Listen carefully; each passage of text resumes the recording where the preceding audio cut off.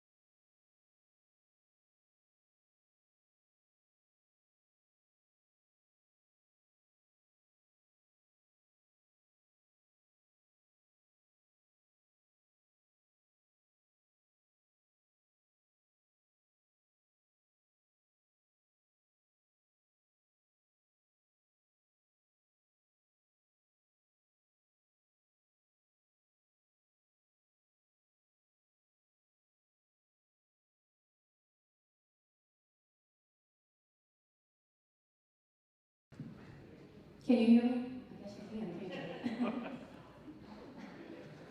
Good evening. We'd like to welcome everyone to the Harrison and Madison District Town Halls for the courthouse. I'm Allison Mason, Vice Chair of the Board of Supervisors, and I represent the Madison District.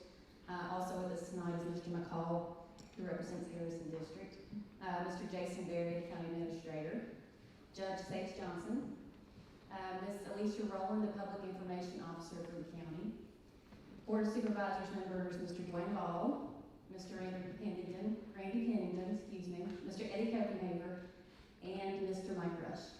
The format of the evening tonight, it is an open house type meeting. We do want you mingling around, looking at pictures and asking questions of any of us that are here. First, we'll have Judge Johnson come up and speak to the challenges with the current courthouse as far as space, access, and security. Then Mr. Berry will address the solutions that we've recommended. And then we'll have informal time for you to go around and look at the pictures. And then we'll close with Mr. McCall moderating the question, answer, and comment section. So with that, I'll ask Judge Johnson to come and address the challenges. Thank you again for coming.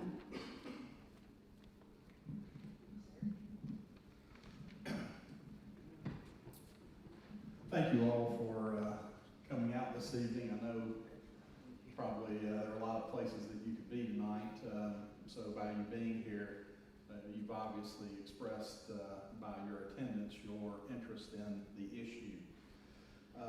The issue that we have with the existing courthouse is, I guess there's no finer way or fine point to put on it. We're frankly out of space with the existing structure that we have. And let me tell you a little bit about why that has come to be, or why it has come to pass. The Supreme Court's needs assessment says that we need about 86,000 square feet to maintain the courthouse at the size that we need it for the employees that we have and that we will be hiring. The main reason for that size is the growth that we've experienced in our court system. In the last 4 years, Washington County has been blessed to have grown. And as we grow as a county, the needs grow with it. And the Supreme Court on a statewide basis recognized in our caseload needs that we had a need for an additional juvenile court judge, an additional general district court judge, and an additional circuit court judge. And so in the last 4 years, we've gotten 3 new judges, 2 of which just started July 1 of this year. So they've literally been on the job about 15 days now. And because of that and the staff that has to be hired to accommodate those judges and the courtrooms that they need, we are at a point where we're at a critical point where, for instance, I can speak directly to my court, circuit court. When Judge Rowlett started on July 1, we had to take 2 witness rooms that we had previously used as witness rooms and turn them into his office. Well, by doing that, we had to take other space from other court facilities to have witness rooms for our courtroom. When we did that, those folks had to shuffle, and as a result, we have turned our secure holding facility down, or parking facility where the van will bring inmates. We do not any longer have a secured parking area for the van to bring in inmates because we had to turn it into office space. And so that creates a real safety and security issue for the courthouse. Obviously, if anybody's been up on Courthouse Hill, we have no parking. We have 77 employees that use the courthouse parking facilities, and we have 75 parking spaces. So by the time that the office employees get to work that day, 2 of them are already looking for a spot, and none of you all from the general public have any ability to park anywhere on courthouse grounds, and so you have to use the side streets, which in turn causes the businesses to be without those spots for their folks. So that's where we are from a space standpoint. We began looking at this issue about 6 years ago. We knew as we looked at our caseload statistics and we saw our caseloads growing that we knew that this day would probably come. And so we've had a committee established for 6 years. Current members are Ms. Mays and Mr. Pennington. They represent the Board of Supervisors on the Courthouse Committee, Facilities Committee, and basically what we've been doing for the last 6 years is trying to find ways where we can grow in the courthouse that we all know and we all love. We do have an option available in that regard. We can take the adjoining Elliott building, tear it down, build it back up, add some areas underneath the courthouse as part of the renovation project, and that's going to cost about $10 to $15 million. The issue with that is it is a Band-Aid, it is a short-term fix because of a couple of reasons. One, that addition gives us about 16,000 additional square feet. And as I told you earlier, we need 86,000. We currently have 48,000. So if we did the renovation and got an additional 16,000 square feet, we would be at 64,000 square feet. And after your Board of Supervisors paid $10 to $15 million to do a very nice renovation, I would unfortunately have to write them the day after that it was done and say, thank you for that $10 million investment, but we're still short on space. What are we going to do about it? The other options that you have probably heard about are purchasing and renovating the Kmart facility. And then the last option would be buying some land and building a brand new facility. As I have said on behalf of and representing the courts from day one, we as the court system take no position on what you all should or should not do. You all are all intelligent people and are free to make up your own minds. We simply want to give you the information, make sure that you have the factual information available to you so that when it comes time to make that decision, you feel like you've made an informed decision based upon the information that you have available to us. I was talking to someone earlier before the meeting started, and I said, I wish there was an option 4. I grew up in Abingdon, been here all my life. I wish that there was an option 4 that said we could do the renovations that we need to do, we can add parking where we are, and we can stay at a cost-effective manner in the courthouse that we all know and love. Unfortunately, that is just simply not an option. Of the options that are out there, I trust you all to make whatever decision that you want to make, whatever decision you feel is appropriate. And as I've told the Board of Supervisors members, the day after the election, we're still going to go to work. We're still going to be at the courthouse that you all know and love. And the reason why is whether we stay there or we move, anything that we do is going to take probably about 2 or 3 years to get done. So it's not going to be an immediate transition. We're going to be at the courthouse. It's just a matter of whether or not we renovate where we are, recognizing that the renovation will not give us the space we need, but more importantly, it doesn't do anything to address the parking concerns that we have. The security is a major issue for the courts, and those are 2 things that are just, we cannot overlook those things. The security first and foremost. I mean, it is our job at the courthouse to make sure that everyone gets there and leaves safely. That is job number 1 that I have every day. And so for there not to be any secured areas for which we can bring inmates in to transport them from the jail to the courthouse, that's just not acceptable, and it's not going to be it's not going to be something that we can live with very long. We're trying to hold it together. We're doing what we can to give the board an opportunity to have these town hall meetings and give you all the information that you need to make the decisions that you feel like that you need to make as it relates to what you think is best for the county. I do want to commend all of the Board of Supervisors, not only the ones that are currently sitting here, but even the ones that are no longer here. Over the last 6 years, we've had an incredibly cooperative relationship with the board and the courts. We have met, as I said, this isn't something that we just started doing in April and kind of put it together and said, well, let's see what happens. We've been studying this issue since we saw our caseloads exploding and started recognizing that we were going to be getting new judges to fill those caseload dockets. So the board has been incredibly supportive of the courts. I hope that we have returned the favor and been supportive of them. We are here seeking a solution.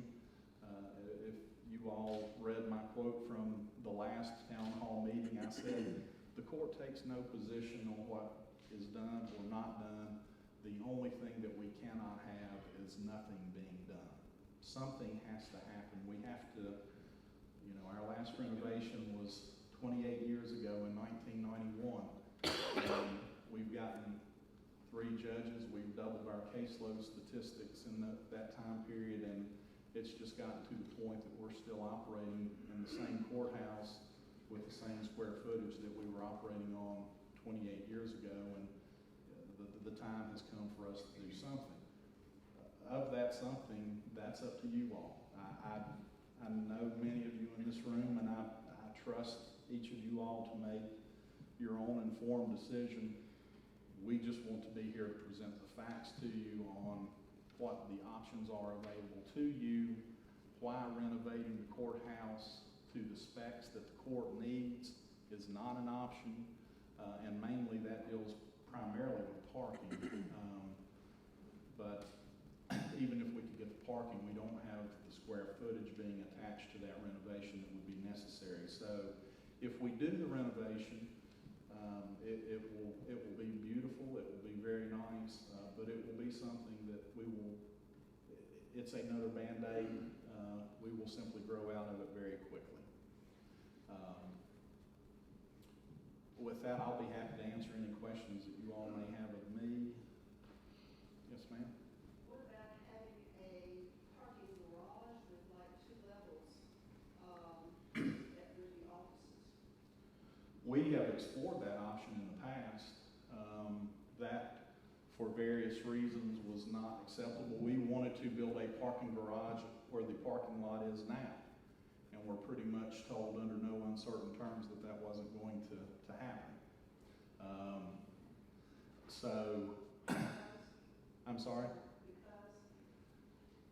Well, apparently the lot is tied to some historical significances with the courthouse, and so the Historical Society, I think, has some issues with how that's done. I don't want to speak for them, and I wasn't there. You're before my time now, but I know that in these 6 years that we've been talking about it, we have discussed that. We've discussed buying land at other parts within the town of Abingdon to build a parking garage, and really haven't gotten anywhere with that. But good question. Are all of the county offices that are currently in the courthouse requiring the courthouse level of security? Well, the only the only county administration that's in the courthouse now is the court and the Commonwealth Attorney's Office. So, yes, everybody that is in the courthouse now has mandated security requirements, but you have the Washington County Circuit Court Clerk's Office. She's a constitutional officer, Ms. Moore, but other than her, and she is a function of our court, so she serves at our, with us. So. And that's including like the other 2 buildings next to the courthouse? Correct. Immediately next to it is the Commonwealth Attorney uses that space. That's correct. Yes, ma'am. Good question. Yes, sir. Is there any law that says the Commonwealth Attorney has to be at the same location as the court system? No. As a matter of fact, down in Bristol, They're all different, even the federal court has a different location. So people might say it's a little too close in relationship to court. you are correct, and no, I mean, prime example, you can drive 15 miles down the road to the city of Bristol. Their Commonwealth Attorney's Office is not in the courthouse building. They have their own separate space. They lease it out, and the city of Bristol, I assume, pays for it. I'm not sure what their financial arrangements are, but there is no requirement that the Commonwealth Attorney be a part of or be within the courthouse facility. Yes, sir. Yes, ma'am. But does the Commonwealth Attorney have to have security? Would not have to have security. No. That is not mandated. That is not mandated. Correct. Yes, sir. Is there any potential use for the courthouse for other uses after you, say, move out to offset your cost of a new building? Well, I'm sure there are, but because I don't get into the financial ends of it, I don't want to speak for the board as to what they may or may not do with the courthouse if we moved out of it.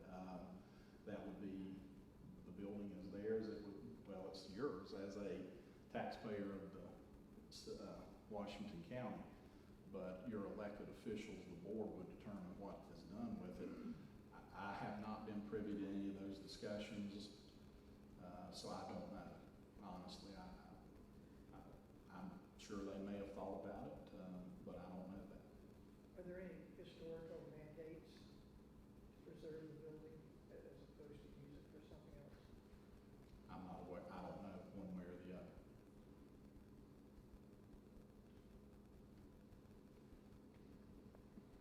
Good question. Yes, sir. That, offices, excuse me, the offices presently occupied in the courthouse could be occupied somewhere else. Well, to the point that was made earlier by Mr. Geary, the Commonwealth Attorney's Office is currently in the courthouse, and there is no requirement that the Commonwealth Attorney's Office be in the courthouse. Other state offices. Other than the Commonwealth Attorney's Office, there are no other offices that are in there currently that aren't a function of the court that would not be mandated to be in there. And I think if you broke the Commonwealth Attorney's Office space out, it would certainly give you some additional space, but it certainly wouldn't make up the difference of what we need versus where we are. But other than the Commonwealth Attorney's Office, that's the only office that you could move out of the courthouse. And Necessary for all the courts to be operated in the same location. great question. We looked at it. There is no requirement. Under state law, the circuit court is the only court that is required by law to be where we are right now.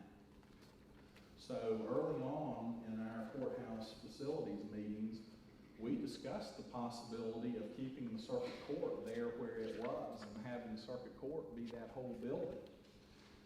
And we would then move juvenile court and general district court to a different facility. But of course, you'd have to build something for them because there's nothing available, or you would have to renovate something for them because nothing is available now. You have to build something, accommodate something that would accommodate all of the courts. I'm sorry? You would have to build something or renovate something that would accommodate all of the courts. Well, you could do it without moving circuit court, and you could build something to accommodate general district court and their clerk's office, juvenile court and their clerk's office, and their intake officers and probation officers. There were several, I won't say problems, but there were several issues with that we thought limited our ability to be able to do that. One was to the security issue that was raised before. Then you're going to be doubling your reoccurring expenses because right now we can have a security force all in one building securing one building. Whereas if you have circuit court in one building and you have other courts in other buildings, you're going to have to hire more officers in order to secure those facilities. You're also going to have the cost associated with all the equipment that you're going to buy. You're going to have your body scans, your scanners. You're going to have two of those instead of one because you've got to have those going in two different locations. I'm sorry? You already own one. We already own one, but we'd have to get another. That's correct. It seems to me that your renovation costs and your construction costs would be minimized and not everything has to be done in-house. You also reduce some of the pressure on parking because those employees and their customers or their clients or their whatever would be going to a different building in a different location. Well, in some respects it would help that, and I think in other respects it would hurt it. Also one of the things that we took into consideration from a court usage standpoint is, yes, while it certainly would alleviate some of the parking issues, you would also, we have frequently folks that are using multiple courts. Somebody's son gets charged with a crime, and as a result of that, Department of Social Services is removing the kids from the home, and so grandma's got to be in juvenile court with Department of Social Services, and she's got to be in circuit court for her son's criminal case. And now, granted, all those don't necessarily fall on the same days, but you have some logistical issues. We also try to take into consideration the attorneys' schedules, If they've got to be, and you know, they're the ones that use it more than anyone. So if they're in juvenile court and we need them in circuit court, it's not as simple as just walking up a flight of steps to get to circuit court. They've got to hop in their car and get from point A to point B, which delays cases, witnesses. People are wanting to know why we can't get out of there. So we did look at it. And that's a great question. We considered it, but we didn't find it to be as feasible as just renovating and or doing a new renovation or construction. Yes, sir. How much of the load can be taken off of the courthouse if you did some of the procedures by video with the judge? Well, we do a fair amount now by video arraignment, so we're utilizing the technology capabilities that we have right now to the extent that we can. A lot of the hearings are simply mandated to be the defendant to be present in person, but any hearing that is allowed to be done by video, we do that now. Good question. Thank you. Billy Watson, of course, the court's commissioner of accounts. He owns a large grassy lot there on Court Street and Troopers Alley behind the Conservator's office building there. I recently talked to him and he indicated he'd be pleased to make an appeal. Is there any discussion of the possibility of having a parking garage there? We looked at that as an option. It was pretty costly because you're having to extend it up a number of floors to get it at least one level or close to level with the courthouse. And the cost was a big issue with that, as I recall. Did you have cost figures on that? I guess the county does. The county may have them. I don't know that. I know Judge Lowe and I certainly have discussed parking garages at various different places within walking location of the current courthouse. Good question. Yes, ma'am. I know that you said the workload has recently expanded, which kind of caused all this. Is there any way to project what in the next 10 years this might look at? Any projections like that are helping to navigate, hey, even if we did this, we need to be building things to certain specs? We do not have 10-year projections, or I don't have them. Somebody within the state court system may be working on that or doing that, I don't know. I know that I was a committee member for the statewide court caseload assessment committee. And I was on that committee about 2 or 3 years ago.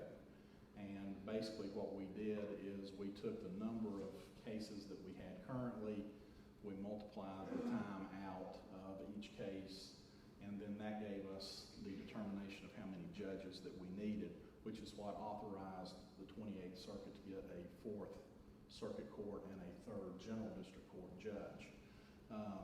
That was based on current hard numbers and the amount of time and the number of judges that it took to get through that.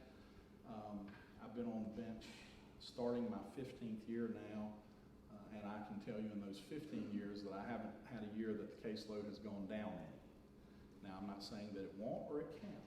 And in fact, during the Great Recession from 2007 to 2008, 9, 10, we did see a reduction in civil filings, but what we saw was an increase in criminal cases as a result. So the overall caseload of the court system, while it ebbed and flows in some respects depending upon the cases, but as a whole, the trajectory has generally been going up. And that, of course, that's driven by your population as well. I mean, Washington County, as it continues to grow, it's going to continue to have citizens move in and need its services. And so I guess if there was a dramatic drop off in growth or population that may certainly impact the numbers. Thank you. Yes, sir. Is it mandated that all the courts be in the county? No, just the circuit court. Just the circuit court. So that goes back to what we were talking about earlier.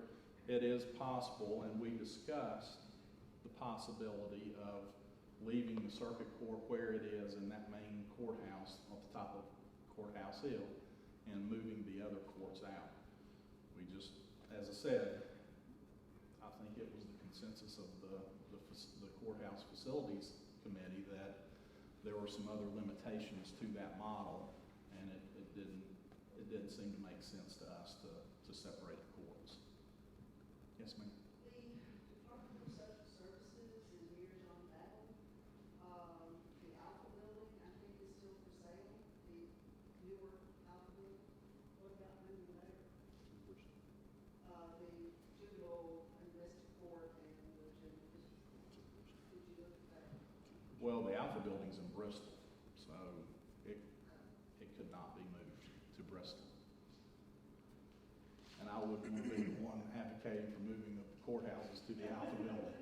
I think we've been down that road before. What about ways to reduce the court load by drug courts, for example? We all implement a drug court. Yes, When you have it, does that meet in the courthouse? it does. It meets in the courthouse. Washington County's drug court is under Judge Lowe's supervision. He meets in the courthouse. He goes from 1 o'clock until 5 o'clock with the drug court on Tuesday afternoons. I handle, and I'm responsible for the Bristol, Virginia drug court, and we meet on Tuesday mornings beginning at 8:30, 9 o'clock, and going until about 12:31. And then drug courts are, I'm a big proponent of drug courts. They are helping to reduce our caseload by reducing the recidivism of people that continue to commit crimes. So it has been a good thing. But there again, in order to reduce the more major crimes from coming back into our community, we have to spend the time up front with the drug courts, and that requires us to meet frequently with them. Has there been an increase in civil versus criminal, or are they about the same, rising at the same rate? They're about the same. The criminal docket in Washington County last year was, not counting probation violations, I believe about 2,500 criminal cases, and the civil docket approached 4,000. To give you some small indication and kind of answer your question from a moment ago, when I first started on the circuit court bench in 2012, the civil filings were about 2,000 to 2,500. So they've not quite doubled, but they've gotten significantly larger. Can the county's treasurer's office, which I think is still vacant, Yes, ma'am. be used in any way? I think that we looked at it actually to the point that somebody asked, I think it was Mr. Yeary asked about the Commonwealth Attorney's Office. I think that the board and the courthouse facilities committee looked at moving the Commonwealth Attorney's Office over there. And frankly, if there is a renovation that takes place at Courthouse Hill, we will probably revisit that. The problem with that is you've got that big vault right in the middle of that building, and you're talking about, I can't remember the number, but you all probably can answer that question. It was a sizable figure to renovate that building into office space. There again, I'm not saying that it couldn't be done, but we're trying to be good stewards of the county's money, and it just, it did not seem to make a whole lot of sense to pay 7 figures to turn an old treasurer's office building into a Commonwealth Attorney's office just to save a little space. It was, and I don't want to quote that as a figure because I don't know, but the board has the figures. They can probably tell you, but it was a pretty big number. I know when I looked at it, I was like, really? sizable. Good question, though. Yes, ma'am. What about the three-story brick building across Court Street from the courthouse? I think it's recently been sold, it belonged to the Elliotts for a while, but has that been investigated, the possibility of that building? I didn't personally ever have anything to do with investigating that building. I know that when it went on the market for, what, 1.5 or 1.25 million,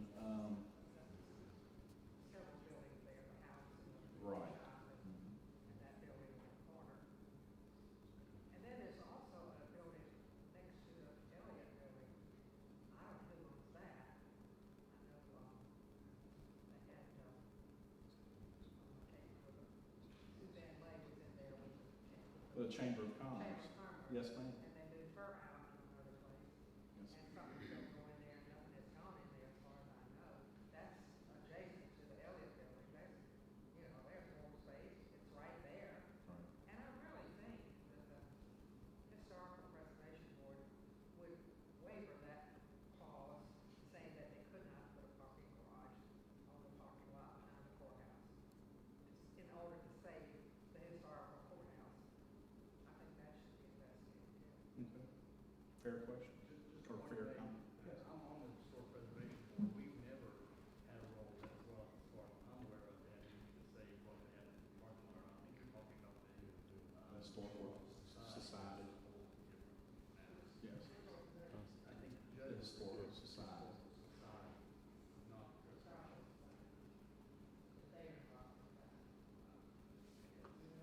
You want me to say something? I'm gonna call somebody up that's probably got more information about that than I do. I was on the committee in the year 2000, and we were charged with a look at parking on Courthouse Hill. There was plenty of room in the courthouse at that time. We even had the Historic Society in the courthouse then, before they moved down to the train depot. But we looked about putting up the parking garage behind the building on the pony lot, and the Historic Society then told us, no, you can't, we'll tie you up in court forever. But they don't want the pony lot disturbed. And also the challenge there was the telephone company building down in the corner that took up a lot of space also, so we couldn't expand around it. But the Historic Society then did stop us from trying to approach that area. There's one other mention about putting the parking garage across the road, I believe, where you were talking about, my back was to you, about on the bank in front of the old jail. We looked at that, it was going to be all concrete. By the time you put about 4 stories there, with the ramps to go back and forth to get up to the top floor, it was all going to be concrete and no parking spaces. As steep as it is in the narrow part of the lot. So that one wasn't feasible at that time too. I believe Thompson Litton done a study. Don't remember the price, that's been 20 years ago. But that's put a stop to that one there also. And so that's when we told the deputies to start marking the tires for every 2 hours. That's where that came from. Yes, sir. Does the county have the rights to that telephone company property now? We might, I don't know if we have a right or not, but I think it'd probably take $3 or $4 million to move it from all the infrastructure they have in there. I don't know about that, but I believe that it costs quite a bit of money to move all that infrastructure. Can you tear the building down, put parking in? Well, they gotta have the communications part in there. That's a major hub for the telephone company right there. Well, I'm gonna let Mr. Berry speak here on this, and when we get to the break part, and people can look at their signs and I encourage you to come up and ask us all questions, what you want to ask us, and then after that we'll have a chance for you to come up and speak with the microphone and state your piece with it. But I'll let Mr. Berry do his thing now. Thank you, Mr. McCall. And on the CenturyLink building, we do not own that property, and I'm not aware that we have a right to purchase it, so I don't think there's an option there. My role tonight is to go through these potential solutions. Hopefully you've all got one in front of you. But 1, 2, and 3, they're not in any particular order or priority for the Board of Supervisors. But as has already been said to Judge Johnson, and Mr. McCall, and Ms. Mays, we've been looking at this for over 6 years. The reality of this courthouse and my general service manager would have been here, but he's on vacation, and he knows more than we collectively know. He's forgotten more than we collectively know about this facility. But the bottom line is, it's an old structure that is no longer adequate for not only the current court operations, but the future. So the reality is, Judge Johnson said, something has to be done. That's the reality. So the reason the board kicked off these 3 solutions, and knowing what the state law says, if you move the circuit court, it requires a referendum of the people. So if you build a new courthouse on option 1, or the adaptive reuse of the former Kmart, option 3, that would require a referendum vote of the people. So that's why this town hall is here tonight. I've personally gone to some clubs in the community. I just want to make this point before I go into the options. WashCovaCourthouse.com is the website that's been set up for comments. We welcome any feedback from citizens. We're monitoring each of those feedbacks. It's been live for about 2 weeks. And last count I had, over 800 people have visited and made comments. So I want to make this point very clear. We are open to hearing people's feedback. We're open to hearing suggestions and comments. Because if the Board of Supervisors chooses later this summer to go referendum vote with either an option 1 or option 3, the people are going to decide. So it'll be the people's decision, like Judge Johnson said, what the county does. Now, if we do not move this column in red, option 2 is the reality facing Washington County. So I'm going to go over these options, and then we'll take more questions and free game, ask us anything. If we don't have the answer tonight, we'll get it to you. But as the county looked at options, we would have to find new property to build this 86 to 88,000 square foot structure, and that is from the requirements of the Virginia Supreme Court of what's needed with the caseload of the courts. And the reason we've got a bunch of numbers is, if you look at it from my perspective, and as the board approves annual budgets, what's the impact of the general fund of Washington County? And is there a tax impact to that, to the citizens through the general fund? So if we find a new piece of property and build a new building to meet the specs by the Supreme Court, we believe it's going to cost $33 million. We're going to borrow the money, by the way, to do this if the referendum passes. So the long-term finance cost is $24 million, or it's a $57 million cost. So that's the financial impact to the taxpayers and to the general fund of Washington County. If we stay where we are, and you do the renovation of the Elliott building, which we believe will get you a 10-year fix, that's a $15 million cost. But if you come back 10 years down the road, and that is if it gets us 10 years of usable life, and who knows what the future is going to hold, we believe we'll probably have to sink another $42 million in renovating the structure there or building new. So once you finance $15 million and $42 million, that option in the long term for the county could be $91 million to the general fund of Washington County. So let me pause for a minute. We've been working with Davenport & Company, which is their financial advisor. And if you look at option 1, we believe likely it's a 5-cent increase on your real estate taxes. If you look at option 2, we believe that's probably a 7-cent increase on your real estate taxes. And then once you get to option 3, the adaptive reuse, the former Kmart buildings for sale for $5.2 million. We believe a $20 million renovation cost, so that's where the $25 million comes in. Finance cost of 18, it's a $43 million project to the county. Now the reason we say this is likely no tax increase is the county's been reducing its debt, both schools and county operations, over the last 2 to 3 years. And over the next 3 to 4 years, the debt continues to drop off for the county. So the reality is for the county is their debt profile gets more and more positive. So if you take on $43 million in debt, as additional debt drops off, we believe you replace the new debt with the old debt, and therefore not likely seeing a real estate tax increase to the citizens, nor seeing a negative impact to the general fund. So that's why these options say what they do. Now again, these are the best estimates we have based on cost, impacts to budget, and finance cost as of today. So anyway, to wrap these solutions up, if the board decides to move forward with either option 1 or 3, it requires the people to decide.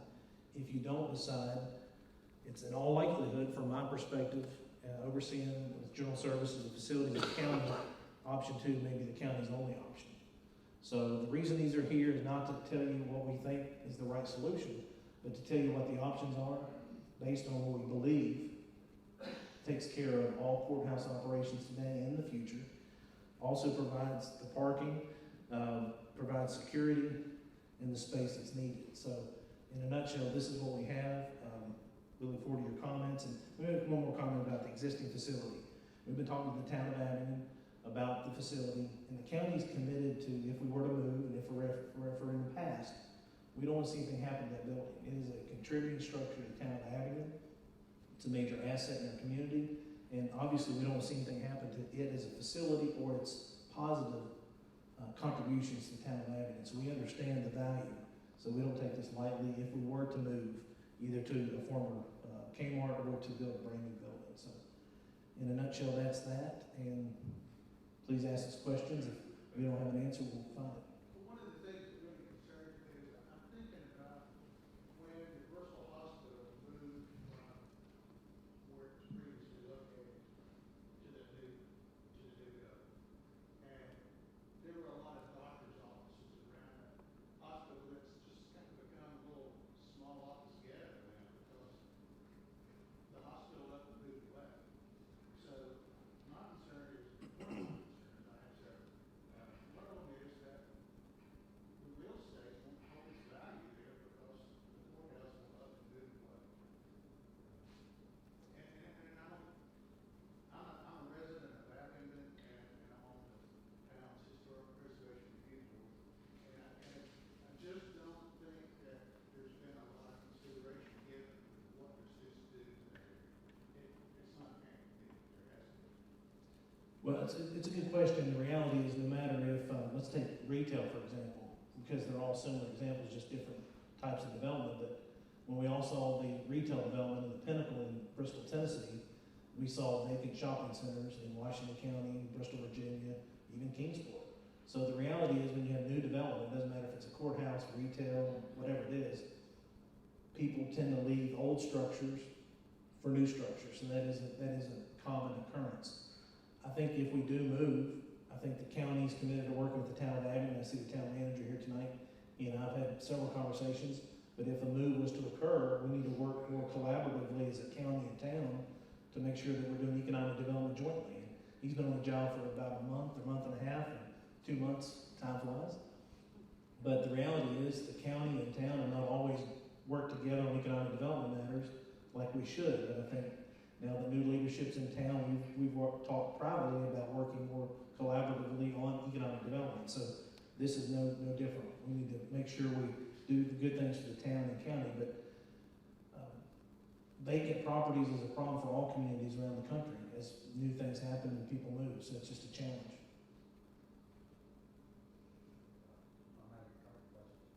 Going back to the 20-year ago study, did the board or the committee have the benefit of the architectural drawings of the proposed parking garage on Park Street? Because as I recall, that provided 3 levels of parking without having to drive around, because you would have 3 access to Park Street, Trooper Alley, and then you come out of Main, which would give you additional space without having additional cost of the ramp. Also, did you factor in the fact that you're going to have to lose tax base, real estate taxes for the county and the town, if you should go to this Kmart location, as well as the town would have potential loss of revenue, sales taxes, if this is turned into a county facility.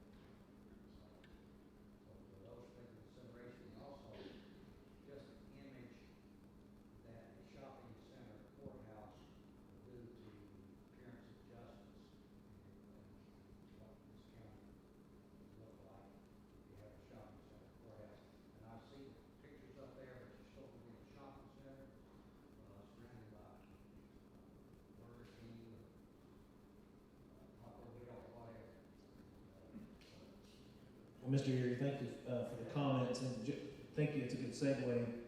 These renderings were done. The county requested a firm out of Roanoke to say what would it look like if we were to go to a former strip mall.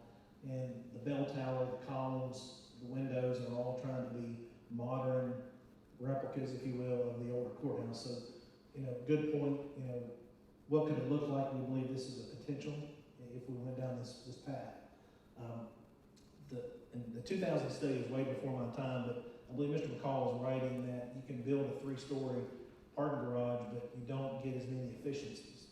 One thing we can better address is we looked at the Pony Lot, a potential 2-story there. And the problem is, we all know that that region of Abingdon and most of downtown has underground caverns. Tunnels were used in the Civil War.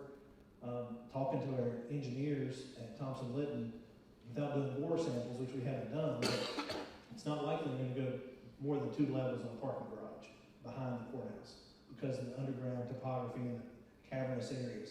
But if we were to build, let's assume we could build and there's no opposition, historical preservation or groups, etc., because of the way you have to build and the narrowness of that lot, you only actually net gain 17 parking spaces. So you're spending several $1 million and not getting a lot of parking. So going back to the problems of space and parking, I mean, this just continues to be an ongoing problem at the current location. And unfortunately, this is no kidding, you can go into the courthouse today and pay a parking ticket or go in for some judicial hearing and leave and get another ticket from the town of Abingdon. And that's happened. So, you know, it's just one of those facts that people have to endure. I guess, did you have the benefit of the plans that for the Park Street location 20 years ago? Have you actually seen those? Yeah, the ones I've seen actually was looking at one time when Mr. Moorfield's property was on the market, we looked at actually extending behind that property toward Park Street. And that's what, when we talked to Thompson Litton, said you're not gonna get a lot of gained spaces because of the elevation. I'm talking about the plan, the engineering firm or the architecture firm that proposed this 20 years ago. Did you get those? Mr. Hill, my general services, he has those. Yes, sir. Yes, ma'am. I'm curious about, there are other vacant shopping center areas, all kind of buildings all over the place. What are some of the other things that were considered as well as the Kmart lot? And what were some of the things that were discovered not only the way this, the best lot? Well, in the process of looking at 1 and 2 over the last probably 6 to 8 months, option 3 came our way. The current owner of the shopping center indicated to the county he had no intentions to fill that space. That building is 88,000 square feet. And the reality is, you're looking at the need of 86 to 87,000 square feet. So, you know, kind of the analogy the shoe fits. The parking issue that we've all addressed tonight, potentially that building would come with 350 spaces. If you look at the way the building's configured, you could have secure parking for the judges and courthouse staff. You have separate entrances for the inmates from the regional jail and other law enforcement that come in, as well as a segmented court operations on 1 level. So when you look at this building, which is option 3, it's the only property we know that could be adaptive reuse that fit the square footage needs, had the ample parking, and could be configured into a secure facility. So you look at option 3, the reason it's up here and became such a compelling option of the 3 was it addresses security, access, and space. So anytime you're trying to address a problem, you know, what's my holes, what's my problems, what's the way to fix it? This came up. Now, and Mr. McCall said this in an open meeting, he suggested looking at all these options probably a year ago, the Roses building. We actually called, I did, Mr. Hill, my general service manager, called the owner of the property, and he said it's not for sale. So that was, you know, this is a little bit inside ball, but I think it's all a fair question. So we inquired about that property, it's not for sale, but this property did come available and an option for the county. Mr. County Administrator, you may also want to add to that a concern the court had. He had mentioned the Rosen's building, and we also, from a court standpoint, court security standpoint, had some concerns about putting court facilities and having inmates so close to a school with kids. So that certainly factored into. That's a good point. So up until now, technically the only 2 that were considered is the Rose one, and then this one came up, so Correct. There were, I think it's fair to say there were two potential adaptive reuse options, or discussed. It's the only But then existing the other building. one's been floated as like, hey, we should cover on more bases and make sure we. Well, if you're referring to the former Magic Mart, from what we know, it's not on the market to be bought, it's not available, so. Yes, sir. I think I would much prefer to have a shopping center courthouse than I would a shopping center gambling casino. Fair comment, different jurisdiction. So what, Dr. Bowden, get Dr. Bowden. Listen to the gentleman behind me mentioning changes in real estate values and things of that nature. Vacated place like the courthouse, maybe vacated courthouse. You can get a big change up in the courthouse. I personally would not like to see the courthouse abandoned. It would certainly seem like it ought to be continued to be used as another hope as the courthouse. That would help to preserve the real estate value of the courthouse area, retail businesses, activity, and offices for the lawyers, things like that. I just don't see any great virtue in abandoning that building. Could you summarize what you said? He just says he's not in, if I say something wrong, you correct me, Dr. Bowden, but I think he sees no value in abandoning the courthouse and the negative impact of real estate. He just doesn't see any positives to do that, is what I understand you said. Positive from that standpoint, and it makes use of it from a legal standpoint, from a court standpoint. Yeah, and then still using that building for some courthouse functions, is his thoughts. As a functioning court, the less renovation of a building or design you have to do elsewhere.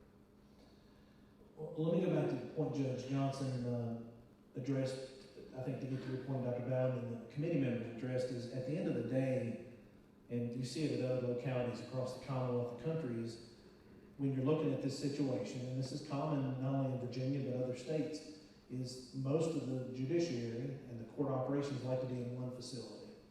So as the committee over the years have talked about, well, we'll leave circuit court where it is, and if we had the buildings, let me make that point, the only building the county owns on Courthouse Hill is the former Treasury building. And it's about 8,000 square feet, but it's not all usable 8,000 square feet. The vault in the middle cannot be removed. It has to stay in the building because it was built in 1900 or 1901, whatever that date was. My understanding is the vault was put in the middle, the building was built around it, so the vault is the foundation of the facility. It is not ADA compliant, it does not have elevators to the second floor, and if you could use the second floor, it's kind of like this room up here in this auditorium. It's where the bank manager or probably president back in the day oversaw the tellers and the floor. And basically they just watched, like any good president would do, the operations. So it's not really a lot of space.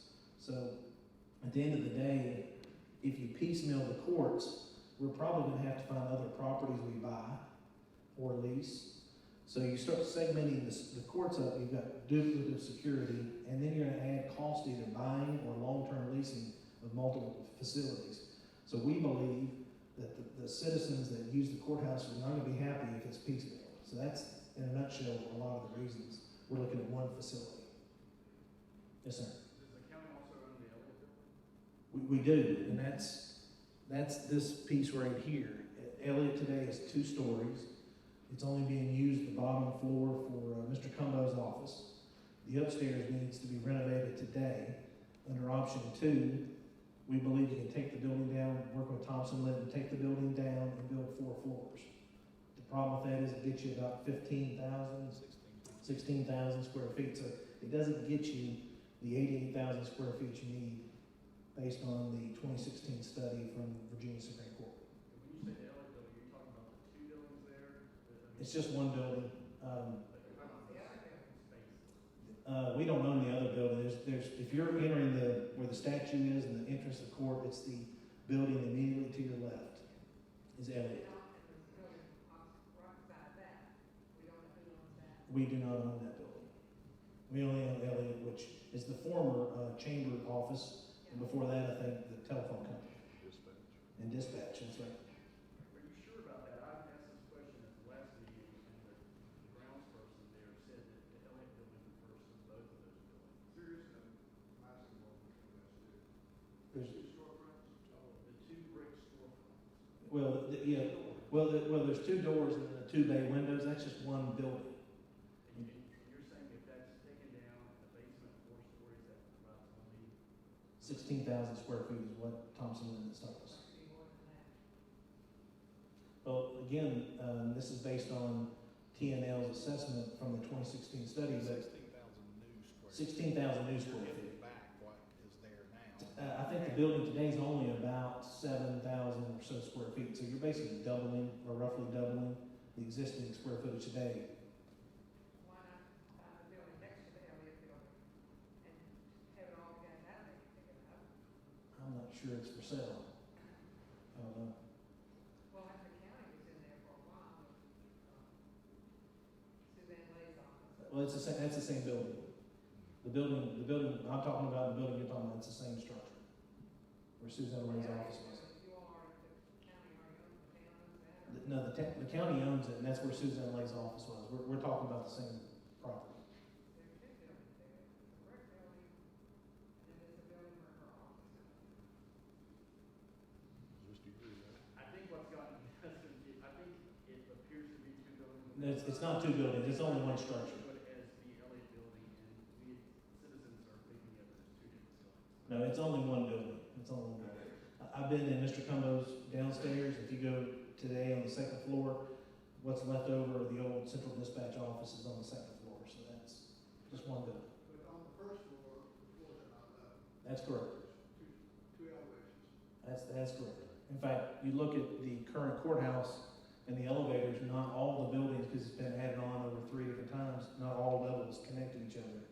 So it's not quite an ideal structure for people to move in and out of the building. Yes, ma'am. In talking about the chamber offices and where they used to be, is there a chance that some of those offices that are now, out here at working county level, that they might move back down there? I'd ask that's a question for the Chamber of Commerce, but when the county occupied the existing county offices, they invited the chamber to come down. Could they move back? You know, if the courthouse moves for option 3, then could another county, the library, or the chamber, or things that don't really have to do with government, come down there? Those are all potentials. Right now, if we were to leave the current facility, there's no known answer today, but that's a possibility. I've heard boutique hotel, so we're not going to turn down any good opportunity if we were to move. Yes, sir. What's the viability of looking at the small business incubator as extra space? He asked about the viability of using the small business incubator, which is down in the tech park below the county building. It's 40,000 square feet. And Mr. Laney brought this up to Ms. Mays and I about 2 or 3 weeks ago. We have not, as a county, talked about using that structure, but I think just talking out loud with you, if, let's say, option 2 was what the county landed on, and they were the need to disperse court operations to multiple facilities, that might be a possibility. I don't want to answer for them because they're a nonprofit board, and they make their own decisions. They are equally funded by the town and county, so I can't give you a definitive answer on that. Obviously, that's not what the courts would want to see. It's not the option the county's looking at, but that would be a potential, I guess, if you split it up, but that's not on the table at the moment. How many square feet are in the government center? 48,000 square feet. And we've heard that idea through the microsite. Somebody said just empty the county building, put county operations in the courthouse, and move the courthouse to the government center. The problem with that is, and I always like to think, appreciate out of the box thinking and all that, because all options are good, but that 48,000 isn't the 88,000 the courts need, so that's a problem there. Could we have serious? What's that? You all move and then add on to that, because it looks more like a courthouse than shopping. Well, Then you add on to that There is some land out there where you could add another building, but it'd be up to my bosses to make that move. And I don't think they'd want to move the current county operations, considering administrative, county treasurer, and commissioner of revenue are all in one facility. So it's a one-stop shop at the moment. You have to purchase that property, additional property. We have some property around our building, but in all likelihood, talking to Mr. Hill in General Services, if we were to build an 88,000 square foot structure beside the government center, you would not have the parking there, so we'd have to buy additional property.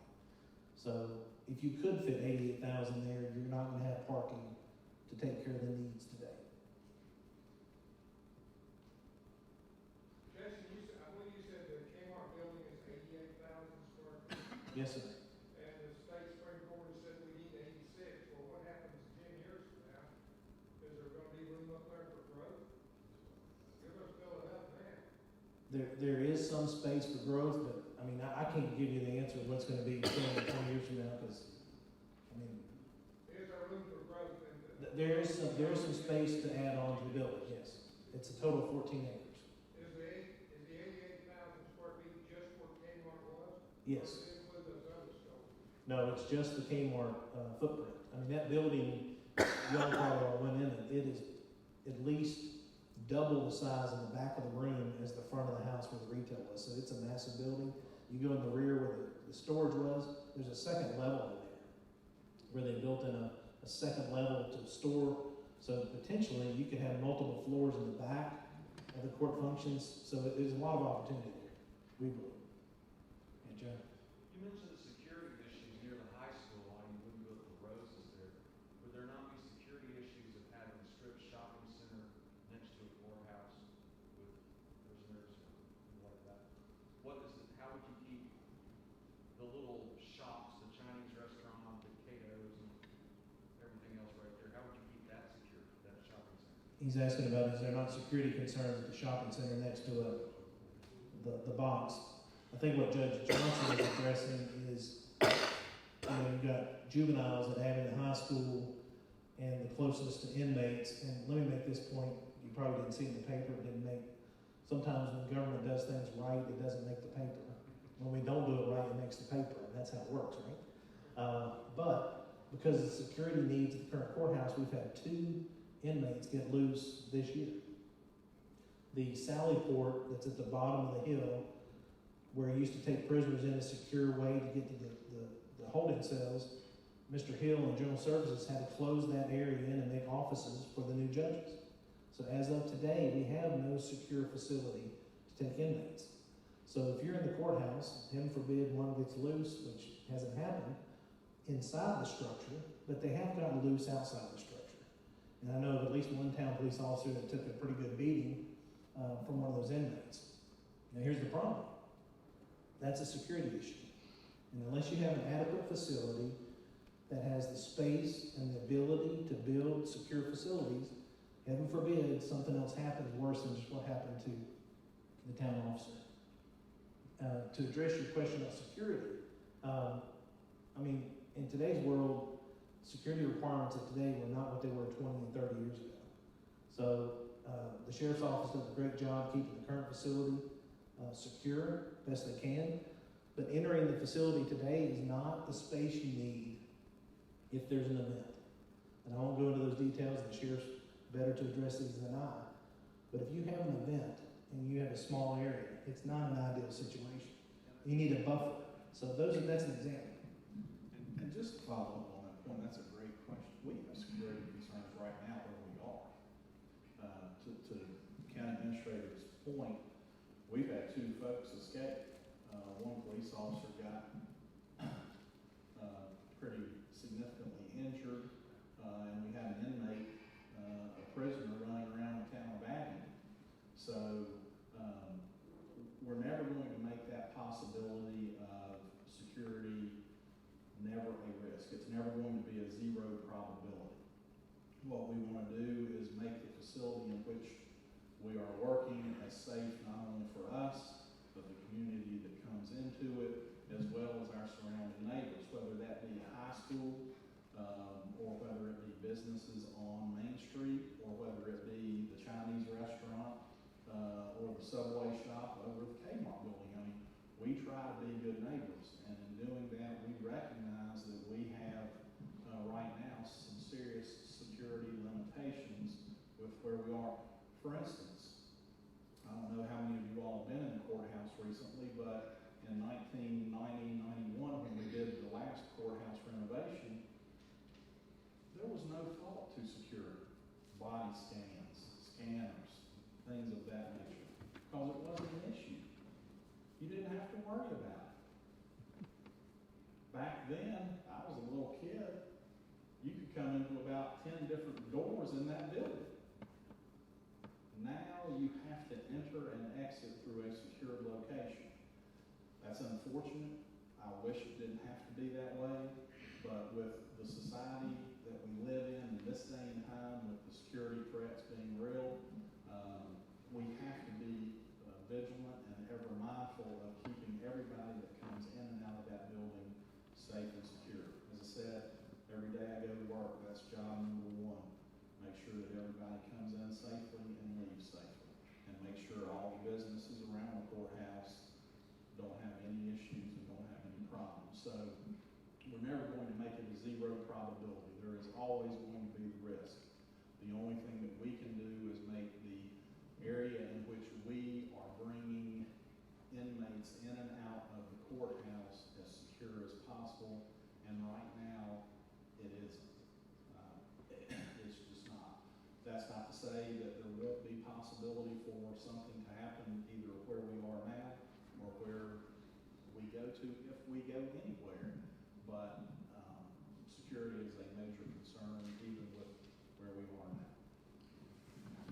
Can I just ask Judge, Sure.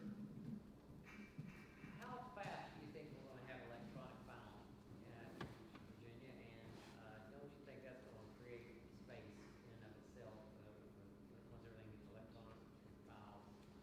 Well, I know they're doing some pilot programs with it now. I think Norfolk's got one, somewhere else over in Hampton Road, maybe Hampton's got one. Well, certainly, I wouldn't argue with you that if the day comes that we get electronic filing, that will probably lessen the number of footsteps of people coming in and out of the door. I would be silly to argue otherwise because that just wouldn't be a fact. But I don't know when that will be or how quickly it's going to be a reality for Southwest Virginia. The thing, the reality at the federal courthouse, we've gone electronic on all the federal stuff, and it freed up all kinds of space. Law libraries disappeared, clerks disappeared. There were less jobs than necessarily clerks were doing, that kind of thing. So, I think we're facing that sooner than later, and I think that's a factor that really needs to be considered when we talk about space. That, I wouldn't disagree with you. That would certainly help, no question. Judge, have you run into any issues based on the age of the courthouse? The age of the The courthouse? fact that it was built in 1868?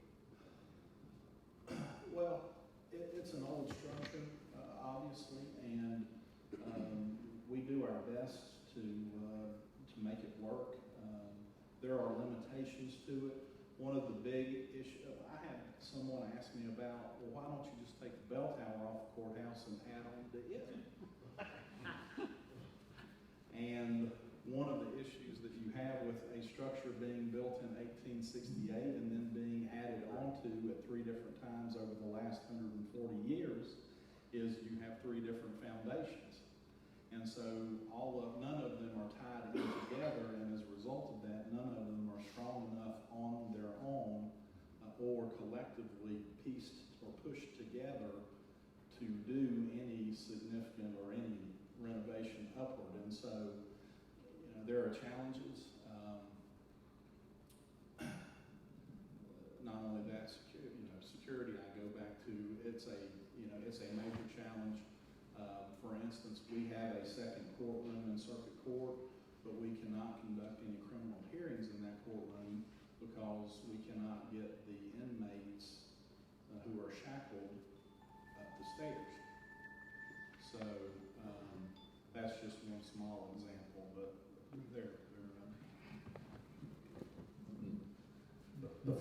we'll take as many questions as you want. I just want to highlight this card right here that Ms. Rowland had in the back. Hopefully you've got it. We're actually taking these for option 1, 2, and 3 in the comment section. So if you feel free to fill this out tonight, we are taking a poll, everyone we talk to, every town hall meeting, and we'd like to have your feedback. So I'm going to make that point before we take any more questions. Yes, sir. Questions made. Talk about security. It seems to me that not only you have issues of security inside the courthouse, but your parameters around it, they should also be taken into consideration. And put your courthouse in the middle of a shopping center, it's secure, that would be less likely that you have more, you have less security, having where people come and go, or the witness or whatever. And there's, I think you should consider the parameters surrounding the courthouse for security purposes as well. Dr. Ladd. Well, here's how I address that. You know my story better than anybody in this room. As a 24-year-old, I went to a building that was big and had plenty of police officers. To after 9/11, they put MP police with machine guns, missile launchers, etc. outside of the building. So you go from one extreme to the other, as we all endured 9/11. Well, here's the reality. Fast forward to 2019. I have 70-some people that work for me in the government center, and Virginia Beach has the shootout. And they're all coming to me and my HR manager, who sits right there, Kathy Johnson, and basically, what the heck are you going to do about this building? So the reality is, security is a problem everywhere.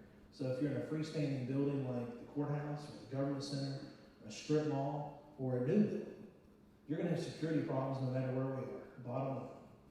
The question is, are you going to take the appropriate measures if you're in an existing building, new building, or adaptive reuse to make it as secure as possible? At the end of the day, nothing is 100% secure, but we will take any measures we need to within financial constraints and the law to make their people safe, and in the courthouse, the citizens safe, as the judge said. So at the end of the day, no matter which option we go with, there's security problems no matter where you go. This facility, to more directly address your question, from a facilities general services point of view, you look at this back side here, we would own this driveway and all this property to here. So this would all be a secure access point from here to back, and then this is the general public. So from a facility perspective, my general service manager, if he was here, he would say, this is a lot better than the current courthouse. Now, you are attached to existing shops, that's true. But you build a new building next to other buildings, you potentially could have the same security concerns, because at the end of the day, this is my opinion, if somebody's going after somebody, it doesn't matter where you are, you're going to try to find a way at you or into a facility. So that's the problem with security. Yes, sir. Do you have any potential sites that you're looking at if you're going to do option 1? Well, one potential would be working with the town of Abingdon in their tech park if they would work with the county there. And since this has become more of a public outreach effort, we've had at least 2 or 3 property owners call us and say, would you buy our property? So I guess not to be humorous, but we've had several folks show up recently and say, hey, we've got property you may want to entertain. And some of it's near exit 14. I'll just say that. Yes, sir. Indulge me a moment, if you would. You mentioned earlier something about referendum to be held later. And you said something about these potential solutions being part of that referendum, but some were, some weren't. But I wasn't sure exactly how that was structured and what questions they asked. Dr. Bell, it's a good question. Let me go over it a little bit more detail than I did before, but if the county leaves the current courthouse and vacates and leaves the circuit court, by law, the only court that has to stay is circuit court. If we relocate circuit court, it requires a referendum of the people for that to occur. So if we go option 1 or option 3 and we move all courthouse operations, that requires a referendum vote. Now, to give you a little bit more of the timeline, if the board wants a referendum to be this November, they have to make a decision later this summer, because the voter registrar has to put it on the ballot at the end of summer for the November ballot. So we're looking at an August time frame, July, August, if 1 or 3 was an option to go to the voter registrar's office to be on the ballot in November.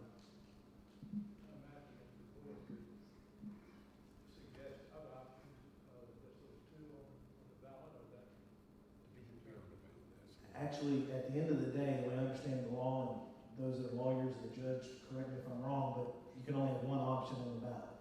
So the board has to decide if they want to, this summer, do you want option 1, 2, or 3, and that's why we're here to get feedback. If they were to choose 1 or 3, that would be a referendum vote of the people. If they think option 2 is the best, or the people tell the board option 2 is the best, then it doesn't require a referendum. Be staying in the current, Sorry. because the court would be staying in the current house. Yeah, if the circuit court stays where it is, it doesn't require a referendum. If it moves, now, probably something else you're talking about, if you move everything but circuit court to other buildings, that does not require a referendum. If we have either 1 or 3 on the ballot that's voted down, Oh, yes. 10 years. Yeah, Mr. McCall made a good point. If the board moves out with option 1 or 3 this November, and the referendum fails, then it's a 10-year, basically moratorium, you cannot have another referendum. So if that was to occur this November, either we entertain the judges and their needs for a while and see if we can get by with time, or we're probably gonna be settling with option 2, if it was to fail. There's a lot on the line here, as you see, both operationally and financially. Question. Yes, sir. Wade Massey, it seems to me that when we're talking about these options, 1, 2, and 3, and what the board may want to focus on is where it wants the courthouse to be. Does it want the courthouse to be where it is now at its historic location, or does it want it to be in the Kmart building?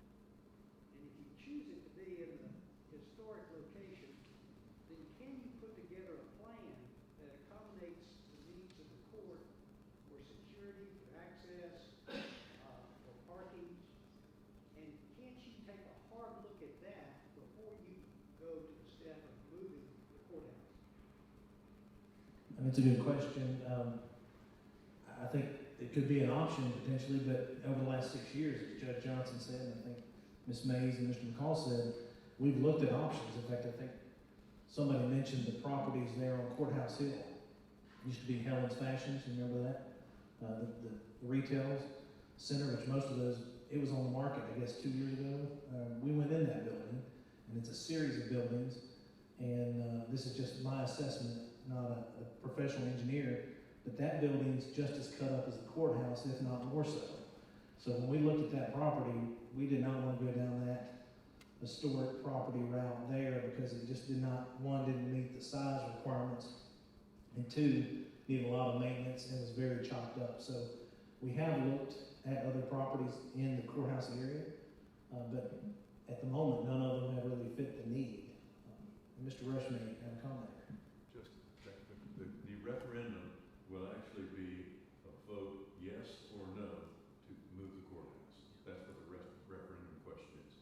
That we have plans or possibilities in reserve, if that's the decision, is what we're seeing right now. What we won't be doing is on the ballot is selecting one of these 3 options. We will only vote the referendum up or the referendum down. Move the courthouse, don't move the courthouse. And for X dollars. Yes. So would Yes, the sir. question just be, should Washington County move the courthouse to the present location?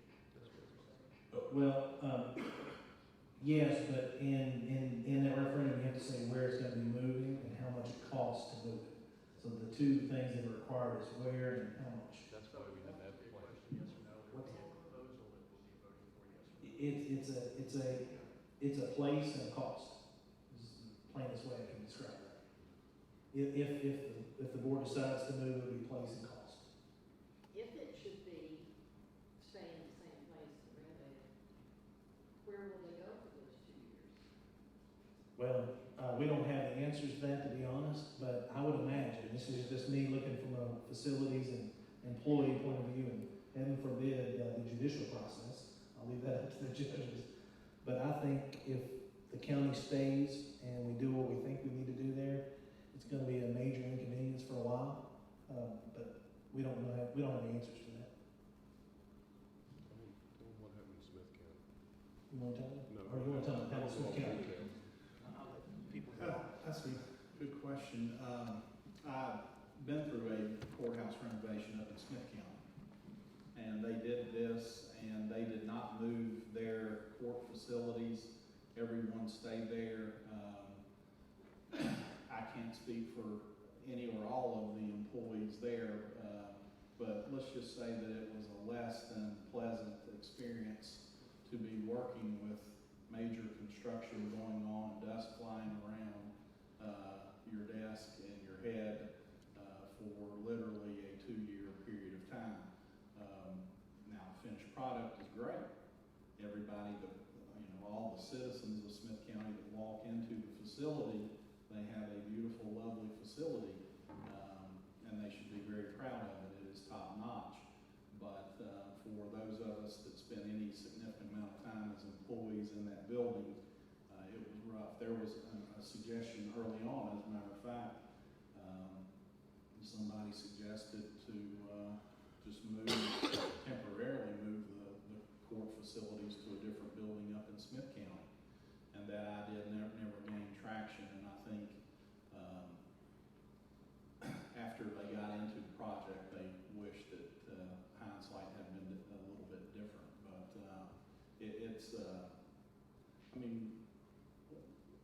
as I said, we're going to show up and do whatever we need to do, but it won't be the best 2 years working environment that you will have had if you're working in it.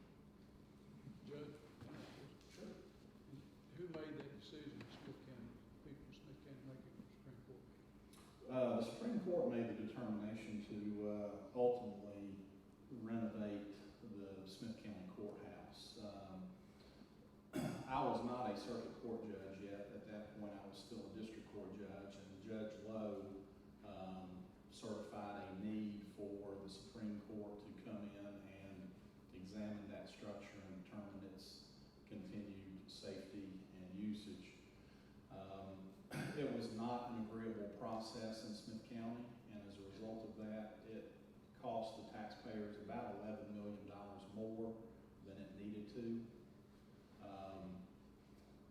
I was on the district court bench at that point, so I was privy to some of the meetings, not all of them, but some of them. And one of the first meetings that I went to when they were trying to get it worked out agreeably, as we're doing in this town hall, the number that I heard was $9 million to build brand new at a different location, $16 million to renovate the existing structure. And the reason for that is the additional cost is, one, you don't know what you're getting into, and two, you have to work around all the employees who are staying there doing their job, so it limits the amount of time and when the workers can work as well. By the end of that project, the cost to Smith County was $27 million by not doing it agreeably. So, as I said, I take no, and the court takes no position on options 1, 2, or 3. Just want to present the facts to everyone, let them make their own decision, and hopefully the court and the board and the citizens can come to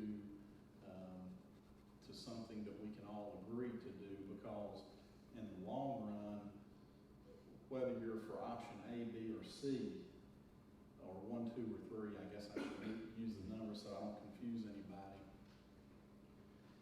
Any of those options are going to become more expensive if the Supreme Court tells us that our facilities are not up to mustard and we've got to fix it. JD, as a committee, we want to look, venture to look at the new cost of the remodeling part of it, but we did not take into consideration the old part of the courthouse to make ADA compliant. So you're probably talking a lot more dollars when you do that as well.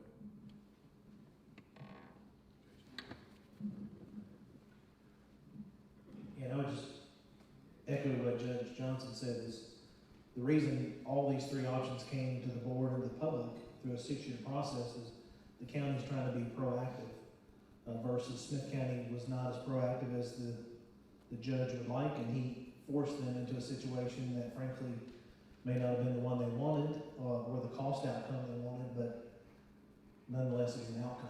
So this process is being proactive, it's being open to the people, as transparent as we know the facts today to you, and at the end of the day, we're looking for your feedback. Because if the board chooses option 1 or 3, if the people don't like it, we kind of know where we are from a county administrative position, and that's probably option 2. Any other questions? Yes, ma'am. On this printout, number 2, it says the renovation of the Elliott Building, $15 million, followed by construction of the new courthouse at a cost of $42 million. How does that come in? Option 2 is, and from a county government long-term look at facilities and the impact, as I said earlier, to the general fund, we believe if we were to construct a 4-story building at Elliott today, it costs $15 million. Based on the current needs and what goes on there today, we believe that structure could last for 10 years. Based on the future value of money, and at that point probably need to build a brand new building, we believe it costs $42 million at that point. So you had 15 and 42, plus the financing costs, that's how you get $91 million over the long term.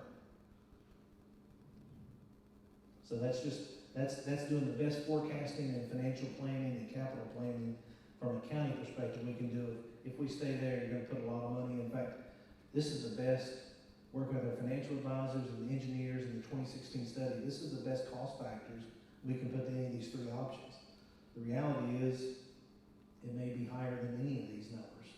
But the point that I think the judge made there a minute ago is if we don't do something, the longer time goes, definitely all of these costs are going to go higher. So, yes, sir. Just a quick question, then. These catalog numbers, so I can understand, what is the exact cost to do the renovations of the courthouse in current day? You're going to do some renovations later. What would it be like right now? We're renovating the courthouse. This is how much it's going to cost. If you were to do Elliott Building today, we believe $15 million, but it doesn't get you the total square footage you need from the 2016 study of 88,000 square feet. It only puts a Band-Aid on the current situation. The longer term fix is adding that 42, what we believe to be a $42 million new construction. But 48,000 square feet. Yes, sir. Are the plans and square footage and figures for the Elliott Building renovation, are those available? Yeah, we have the 2016 study that shows the square footage and needs of all of the need for the whole court operations. So we can get you that study if that's what you're looking for. Not the study, what would occur if you renovated the Elliott Building and what the proposed renovation is, and how many basement floors and that kind of thing, similar to what you've done with Cape. Yeah. Well, you're only going to get the problem with that. You're only going to get you're only going to get the total 88,000 square feet. So we don't have detailed plans for that. If that's what you're asking. Not because it doesn't fit the total need. So what it does get us is probably 10 years. We guess, but the problem is when you're spending taxpayers' dollars, at least the mandate from the board is what are the options, and what are the costs. So that's why they're all up here. But I thought you said there was a study that provided. No, the 2016 study told us how much square footage we need of all spaces in the courthouse. It did not address what's in Elliott, if that's what you're asking. My question is, how did you come up with the figures of what happened to the Elliott Building if you renovated it? Well, Thompson Linton gave us a cost estimate of what it would take to bring it down and build 4 floors. I tell you, I will send you a copy of the study and you can look at it. How's that?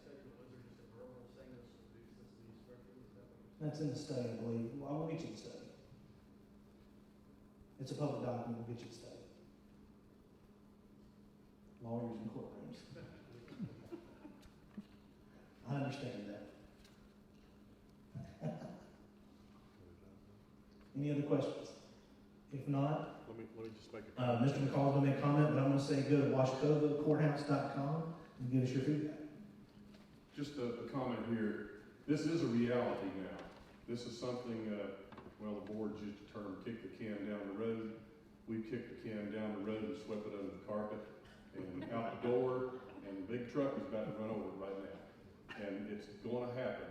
One of these three options is gonna happen. We have to. If we don't, the Supreme Court's gonna come down and smack us and say, do this. We don't care what you wanna do, just do this. So it's gonna happen. So we're gonna have to come up with a decision and make it go. I think we've had quite a few questions. We said we may alter it sometime, some if y'all want to. You're welcome to come up and look at these pictures and ask questions of us. We'll all be here, answer them. I'll ask you, is there any need for us coming back after we look at these for more comments, or do you think you've asked all the questions you want to do? I'll be here, and I'm thinking Jason will be, and all of us, so you want to come and ask more questions. But if you want to now, if you don't have any more questions this time, but you can come up and ask us. That's all right if they want.